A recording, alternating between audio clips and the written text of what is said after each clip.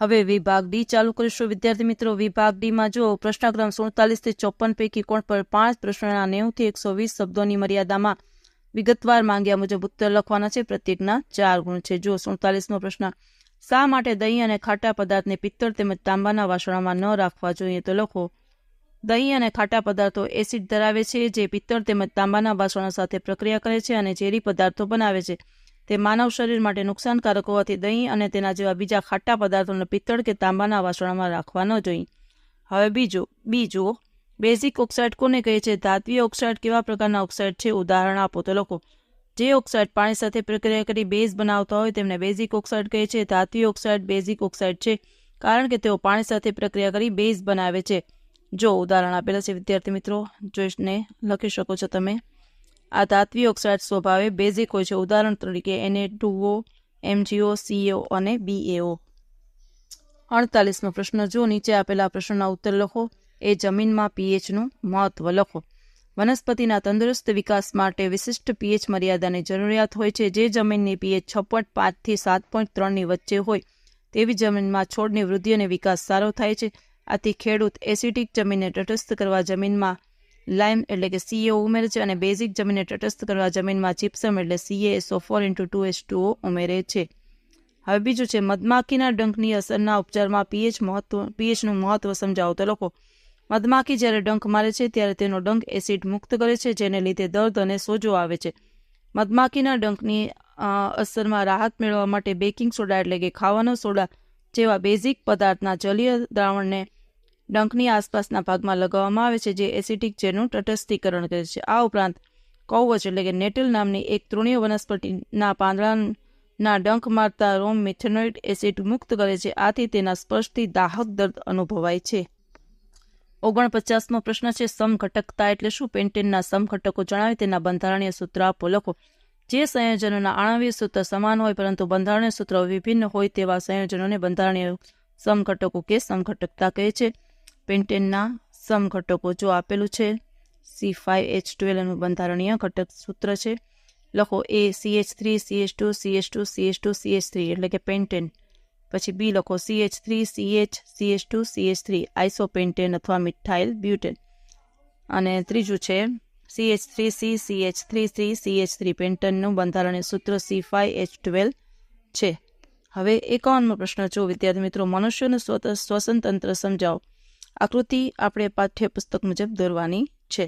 લખો, મનુષ્યના શ્વસન તંત્રમાં સંકળાયેલા અંગો લખો। નસકોરા નાસિકા માર્ગ, નસકોરા દ્વારા હવા શરીરમાં પ્રવેશે છે। આ માર્ગમાં આવેલા બારીક રોમ દ્વારા હવામાં રહેલી ધૂળ અને અન્ય અશુદ્ધિઓ ગળાઈ જાય છે। આ ક્રિયામાં આ માર્ગનું શ્લેષ સ્તર પણ મદદરૂપ છે। બીજું લખો, ગળામાં રહેલા અંગો કંઠનળી, સ્વરયંત્ર અને શ્વાસનળી, વાયુનળી હવાના વહન માટે એક સળંગ માર્ગ બનાવે છે। શ્વાસનળી ગળાથી ઉરસ્ય ગુહામાં ફેફસા સુધી લંબાયેલી હોય છે। ગ્રીવાના પ્રદેશમાં કાસ્થીની વલયમય રચનાઓથી હવાના પસાર થવાનો માર્ગ રૂંધાઈ જતો નથી। હવે ત્રીજું છે ફેફસા। તો લખો, ઉરસ્ય ગુહામાં એક જોડ ફેફસા આવેલા છે। ફેફસામાં હવાનો માર્ગ નાની નાની નલિકાઓમાં વિભાજન પામે છે। અંતે ફુગા જેવી રચના વાયુકોષ્ઠોમાં પરિણમે છે। વાયુકોષ્ઠોની દિવાલ પર રુધિર કેશિકાઓની વિસ્તૃત જાળીરૂપ રચના હોય છે। વાયુકોષ્ઠોની સપાટી દ્વારા વાત વિનિમય થાય છે। ચલો વિદ્યાર્થી મિત્રો, 52મો પ્રશ્ન છે, ટિન્ડલ અસર સમજાવો। લખો, પૃથ્વીનું વાતાવરણ સૂક્ષ્મ કણોનું વિષમાંગ મિશ્રણ છે જેમાં ધુમાડાના કણો, પાણીના સૂક્ષ્મ બુંદો, ધૂળના નિલંબિત કણો અને હવાના અણુઓનો સમાવેશ થાય છે। જ્યારે કોઈ પ્રકાશનું કિરણપુંજ આવા કલિલ દ્રાવણ કણોને અથડાય છે ત્યારે તે કિરણપુંજનો માર્ગ ડિફ્યુઝડ એટલે કે અનિયમિત પુનરાવર્તનના કારણે દૃશ્યમાન બને છે।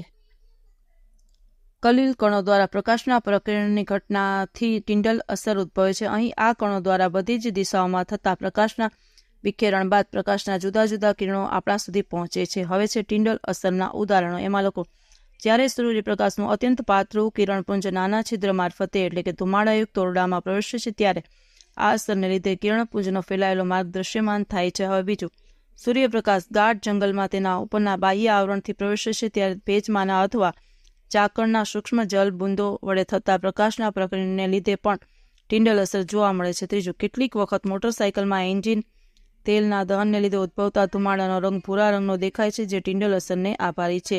એરોસોલ અને બીજા કલિલ કણોના પરિમાણ અને ઘનતા શોધવા માટે આ અસરને વ્યવહારિક સ્તરે વિકસાવવામાં આવેલી છે। 53મો પ્રશ્ન છે વિદ્યાર્થી મિત્રો, આકૃતિમાં દર્શાવ્યા પ્રમાણે ચુંબકીય ક્ષેત્રમાં મૂકેલા વિદ્યુત પ્રવાહ તારીખ વાહક એબીના સ્થાનાંતરમાં નીચેના કિસ્સામાં શું અસર થશે? જો વિદ્યાર્થી મિત્રો અહીંયા આકૃતિ આપેલી છે એ તમે દોરી શકો છો અને આપણે પ્રશ્ન જવાબ લખીશું. પેલું, સળિયા એબીમાંથી પસાર થતો પ્રવાહ વધે તો જવાબ લખો સળિયા એબીમાંથી પસાર થતો વિદ્યુત પ્રવાહ વધારવામાં આવે તો સળિયા એબીનું સ્થાનાંતર પણ તેટલા પ્રમાણમાં મળે. પછી છે બીજું, વધુ પ્રબળ નાળ ચુંબકનો ઉપયોગ કરવામાં આવે તો લોકો વધુ પ્રબળ નાળ ચુંબકનો ઉપયોગ કરવામાં આવે તો સળિયા એબીનું સ્થાનાંતર પણ ચુંબકની આસપાસ થતા વધારાના સપ્રમાણમાં વધે છે. ત્રીજું, સળિયા એબીની લંબાઈમાં વધારો કરવામાં આવે તો શું થાય? તો લોકો સળિયા એબીની લંબાઈમાં વધારો કરતા સળિયા એબીનું સ્થાનાંતર લંબાઈના વધારાના સપ્રમાણમાં વધે. અને ચોથું, લોકો સળિયા એબીનું સ્થાનાંતર મહત્તમ ક્યારે થશે? તો લોકો જ્યારે સળિયા એબીમાંથી વહેતા વિદ્યુત પ્રવાહની દિશા અને ચુંબકીય ક્ષેત્રની દિશા પરસ્પર લંબ હોય ત્યારે સળિયાનું સ્થાનાંતર મહત્તમ થાય. 54મો પ્રશ્ન છે, નીચેના પ્રશ્નોના ઉત્તર લખો. એ ટૂંકનોંધ લખો. આહાર જાળ લખો. સજીવો તેમની ખોરાક આહારની જરૂરિયાત માટે એકબીજા પર આધારિત હોય છે અને આહાર શૃંખલા બનાવે છે. વિવિધ નિવસન તંત્રો પૈકી નિવસન તંત્ર આગવી આહાર શૃંખલા ધરાવે છે. કુદરતમાં પ્રાણીઓના આહાર સંબંધો સીધી શૃંખલા સ્વરૂપે સમજાવી શકાતા નથી. વિવિધ આહાર શૃંખલાઓની લંબાઈ તેમજ જટિલતામાં ખૂબ જ ભિન્નતા હોય છે. સામાન્ય રીતે પ્રત્યેક સજીવ 2 અથવા વધારે પ્રકારના સજીવોનો આહાર તરીકે ઉપયોગ કરે છે અને અનેક પ્રકારના સજીવોનો આહાર બને છે. આથી એક સીધી આહાર શૃંખલાને સ્થાને સજીવો વચ્ચેના આહાર સંબંધો શાખાયુક્ત હોય છે. આમ આહાર શૃંખલાની શાખાયુક્ત એક જાળીરૂપ રચના હોય છે તેને આહાર જાળ કહેવામાં આવે છે. હવે બી છે, સ્વચ્છ ભારત અભિયાન અંતર્ગત કચરાના નિકાલની સમસ્યાને ઓછી કરવા તમે શું યોગદાન આપી શકો? તો લખો કચરાના નિકાલની સમસ્યાને ઓછી કરવામાં અમે નીચે મુજબ યોગદાન આપીશું. લખો પેલું, વધેલો ખોરાક એટલે કે હેઠવાડ લખો. શાકભાજીનો કચરો, ફળોની છાલ, સૂકા પર્ણો અને બગીચાનો અન્ય કચરો વગેરે જે વિઘટનીય કચરાને જમીનમાં ખાડો કરી દાટી દેવામાં આવે છે તેનું વિઘટન થઈ ખાતરમાં રૂપાંતર કરી કચરાના નિકાલની યોગ્ય વ્યવસ્થા કરી શકાય. બીજું છે ટીન, ખાલી ડબ્બાઓ, પેપર ગ્લાસ, ધાતુની તૂટેલી વસ્તુઓ વગેરે કચરાનું પુનઃ ચક્રીયકરણ કરવામાં આવે. આ વસ્તુનું પુનઃ ચક્રીકરણ કરી નવી વસ્તુઓ બનાવી પુનઃ ઉપયોગ કરી શકાય છે.